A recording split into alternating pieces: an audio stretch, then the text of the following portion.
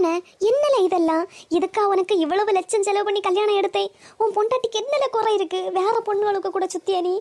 என்ன மச்சான் இதெல்லாம்? நான் என்னத்தை கேட்கேன்? எனக்கு ஒரே ஒரு தங்கச்சி உண்டு. நான் அவன் நல்லா இருப்பான்னு தானே உங்களுக்கு கல்யாணம் பண்ணி தந்தேன். இத்தனை எல்லாரும் திட்டி அவன் வா திறந்து பேசினா வாய்க்குள்ள கொழுக்கட்டை இருக்கிறது போல. மருமோளை, எனக்கு மொவா போல உன்கிட்ட பேசியேன். இது நம்ம குடும்ப விஷயம். இது என்னதாவது வெளியே தெரிஞ்சுனா உனக்கும் தலை காட்ட முடியாது. நீ சொல்லு மக்களே, அவளை எங்கே வச்சு பார்த்தா? எங்கே வச்சு இவ 2 பேரும் பைக்கில் போனதை பார்த்தா?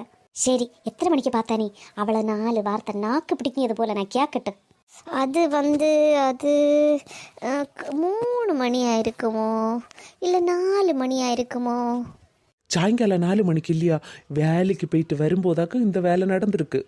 இல்லை சாயங்காலம் 4 மணிக்கு இல்லை, விடியகால 4 மணிக்கு. நான் நல்லா உறங்கிட்டு இருந்த சமயம் தானே கண்டேன் அது.